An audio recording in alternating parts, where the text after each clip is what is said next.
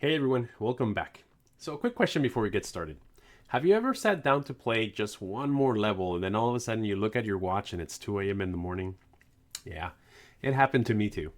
Today we're going to talk about why that happens, and I promise that by the end of this video, you're going to look at video games, gambling, shopping, and even substance use disorder in just a slightly different way. So, it all comes down to one tiny and incredibly powerful molecule in your brain. Its name is dopamine. First, let's go back to 1978. Arcades are booming, disco is dying, and a little game called Space Invaders is eating everyone's quarters. Here's what made it diabolically genius.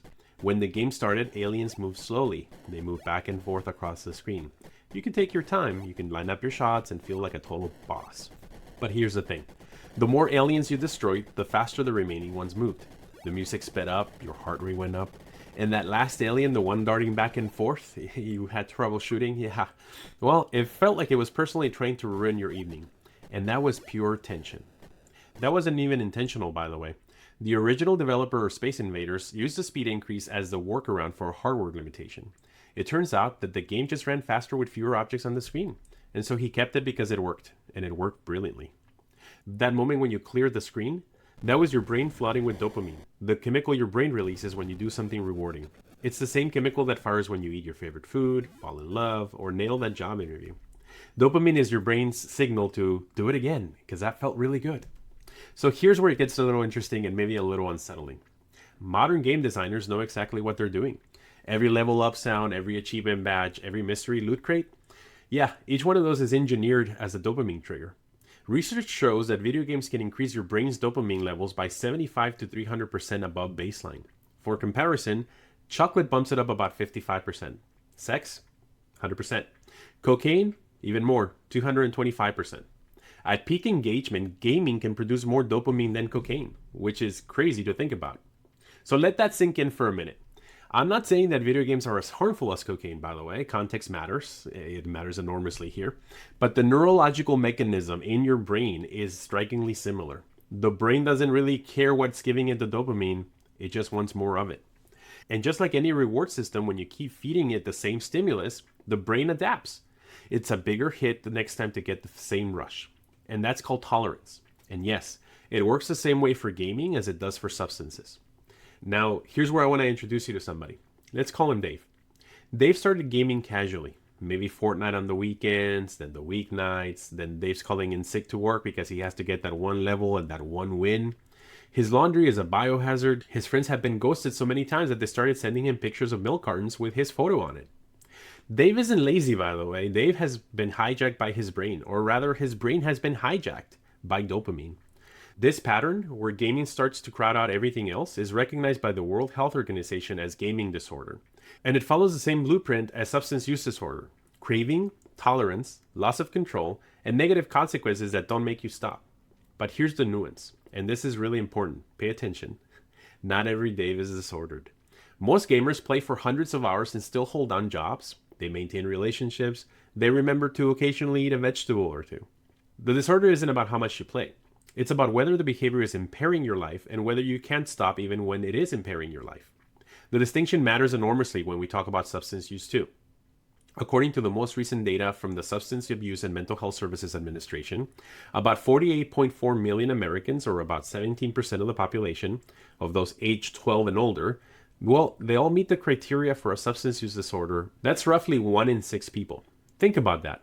That's someone at your Thanksgiving table. That's someone in your Zoom call. Maybe it's you. And here's the part that surprises most people. A lot of folks with substance use disorder are perfectly functional on the outside.